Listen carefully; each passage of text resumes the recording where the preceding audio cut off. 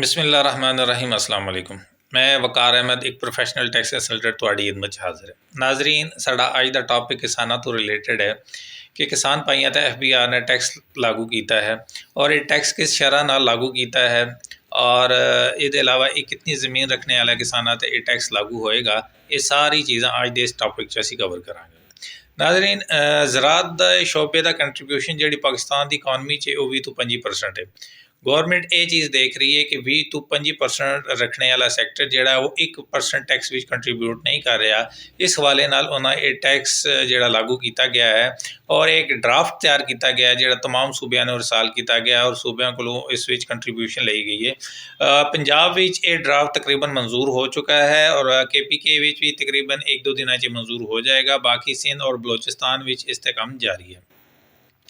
मंजूर होने के बाद पहले इन्हें कहा सी कि तकरीबन अक्तूबर विच इस नूं लागू किया जाए, लेकिन हुण 1 जनवरी की डेट सामने आ रही है कि 1 जनवरी तो तकरीबन ये नाफजुल हमल होएगा। लेकिन अजे इस ते काम जारी है और ये तकरीबन क्योंकि ये ड्राफ्ट मंजूर होएगा फिर ये कानून की शक्ल च आएगा तो इस ते अजे थोड़ा ज़्यादा टाइम लगेगा। लेकिन गौरमेंट का अजे जो टास्क है वो है कि 1 जनवरी तो इस नूं नाफजुल अमल किया जाए। हुण इस ड्राफ्ट के तहत जी शरह रखी गई है कि जिस शरह के तहत टैक्स लगेगा उस शरह की है।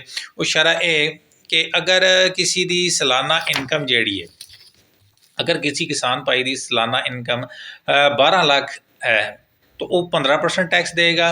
अगर 16 लाख है या 16 लाख तो उत्ते है तो वो 20% देगा। इसी तरह अगर 32 लाख है तो 30% देगा। अगर 56 लाख है तो 40% टैक्स देगा। अगर 56 लाख तो उत्ते है तो 45% टैक्स देगा। इसी तरह अगर एग्रीकल्चर को कंपनी है, बड़ी कंपनी है तो वो 29% टैक्स देगी और अगर स्मॉल कंपनी है तो तकरीबन 20% टैक्स अदा करेगी। इसी तरह सुपर टैक्स लगेगा। सुपर टैक्स उन्होंने लगेगा जिन्हों की आमदनी बहुत ज़्यादा है, यानी कि 150 मिलियन ये तकरीबन बन जाता है तुहाडा सालाना आमदनी 15 करोड़ है। ठीक है, उहदे ते 1% सुपर टैक्स लगेगा। जिन्हां दी 25 करोड़ है उहदे ते 2% लगेगा। जिन्हां दी 3 करोड़ है उन्हां दा 3% लगेगा। इसी तरह जिन्हां दी 40 करोड़ है उन्हां दा 6% लगेगा। जिन्हां दी 50 है उहदे ते 8% सुपर टैक्स लगेगा और जिन्हां दी 50 करोड़ तो ऊपर सालाना इनकम है उहदे ते 10% टैक्स जिहड़ा है वो सुपर टैक्स लगेगा। यानी कि जिहड़ा रेगूलर टैक्स है उहदे अलावा जिहड़ा सुपर टैक्स लगेगा वो अलग लगेगा। ठीक है, अच्छा, पहले ये सी कि ये तकरीबन पिछले सालों में ये तकरीबन 12.5 एकड़ अराजी ते ये टैक्स लागू सी। हुण इसनूं कम करके तकरीबन 3 ਤੋਂ 4 एकड़ तक ये लियाने की कोशिश कर रहे हैं।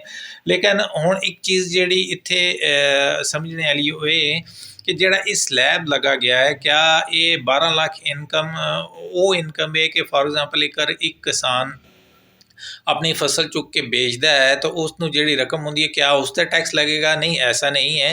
देखो, अगर ये स्लैब सैलरी वाला स्लैब नहीं लग सकता क्योंकि कुछ लोग ये सोच रहे हैं कि शायद ये जो सैलरी वाला स्लैब है वही लगेगा। सैलरी वाला स्लैब तो ये कि बंदा जाता है काम करता है, ठीक है, तो उसनों कोई सिर्फ वो अपनी जान मार के काम करता और महीने बाद उसनों तनख्वाह मिल जाती है। लेकिन एग्रीकल्चर सैक्टर विच बंदे ने अपनी जान मारनी है, ज़मीन तैयार करनी है, उसनों खाद देनी है, बुआई करनी है, बिजाई करनी है, पानी लाना है, फिर जाके फसल होनी है। और फसल की भी ये नहीं कि पैदावार कितनी होंदी है, घट होंदी है, वध होंदी है, एवरेज, ये इस बारे चो कोई नहीं कुछ नहीं दस सकता। इसलिए ये ते सैलरी वाला स्लैब नहीं लगेगा, बिजनेस स्लैब जिहड़ा लगेगा। बिजनेस स्लैब च की होंदा है, उस विच ये होंदा है कि जितनी सालाना इनकम होएगी, यानी कि फसल चुकी इनकम होएगी, उस विच तुसीं बिजाई दे पैसे कढोगे, खाद दे, पानी दे तमाम खर्चे कढ के जिहड़ा तुहानूं उस विच बचत होएगी, तमाम खर्चे कढ के उहदे ते वो टैक्स लाणगे। ठीक है, हुण किसान एक साल विच तकरीबन 2 फसलां जमीन तो लेंदे ने। ठीक है, उहदे विच वो तकरीबन तमाम अपने खर्चे कढ के उहदे बाद जो उन्हां नूं बचेगा उस ते ये टैक्स जिहड़ा है नाफजुल अमल होएगा।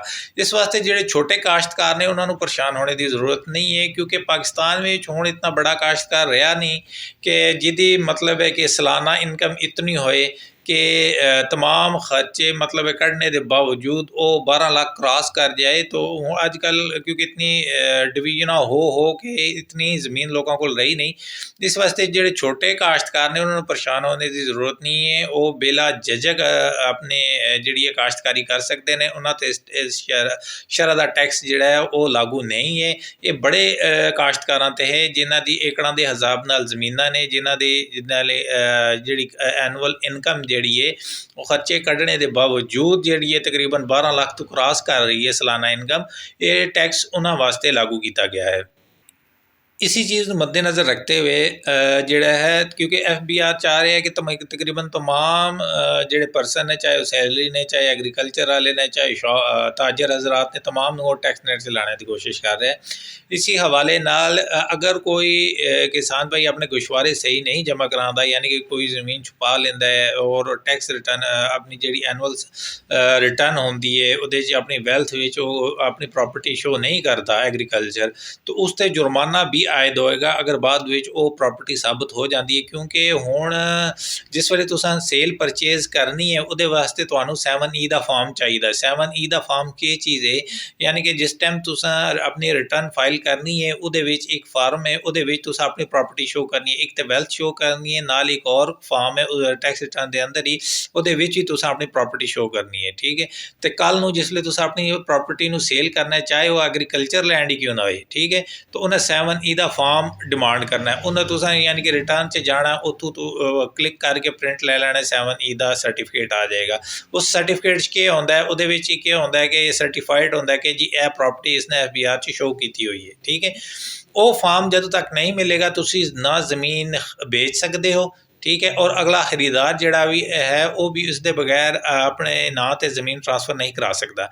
इस वजह नाल जोड़ा है कि प्रॉपर्टी छुपाना जोड़ा है, इस ते एक तो बंदा छुपा नहीं सकता, अगर छुपाएगा और FBR के इलम च आ गया तो वो इस ते भारी जुर्माना भी आयद करेगी। इसलिए जेड़े कोशिश करो कि अपनी जो भी है टैक्स रिटर्न फाइल करो, अपनी जो प्रॉपर्टी है उसमें शो करो। छोटे किसानों को परेशान होने की जरूरत नहीं है, वो बिला झिझक अपनी ज़राअत जारी रखन, क्योंकि उन्होंने टैक्स लागू नहीं है। हाँ, जोड़े बड़े किसान हैं उन्होंने टैक्स की शरह लागू है और गौरमेंट ने यह फैसिलिटी दी है। देखो, बिजनेस का जोड़ा स्लैब है वो तकरीबन 6 लाख तो शुरू हो रहा है, यानी कि 6 लाख तक माफ़ है। 6 लाख तो उत्ते जिसकी प्रॉफिट आ रहा है उस ते टैक्स लग रहा है, लेकिन एग्रीकल्चर सैक्टर विच वो इसनूं डबल ते लै गए, यानी कि 12 लाख ते लै गए, यानी कि 12 लाख तो नीचे कोई टैक्स नहीं है। जिहदी 12 लाख तो नीचे है सालाना इनकम, उधर तो कोई टैक्स नहीं है, लेकिन 12 लाख तो उत्ते जोड़ा लाएगा, यानी कि 12 लाख 1 रुपया होएगा, उधर तो 15% जोड़ा है वो टैक्स चार्ज हो जाएगा। ठीक है,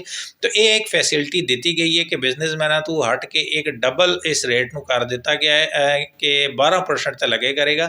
तो हाँ, ये शरह जी है 15% वाली, ये थोड़ी जी ज़्यादा है, लेकिन ये भी एक क्योंकि एक ड्राफ्ट है और सूबे आपस च अजे डिस्कस कर रहे हैं। हो सकता है जिस वेले एक कानून बनेगा तो उस वक्त ये शरह मजीद टैक्स दी हो सकता है कम हो जाए, लेकिन अजे क्योंकि ड्राफ्ट है और सूबे ने मंजूर किया है कि ये ड्राफ्ट मंजूरी के बाद कानून बनता है। हो सकता है इस विच आने वाले वक्तां विच कमी की जाए या कोई चेंजिंग हो सकन।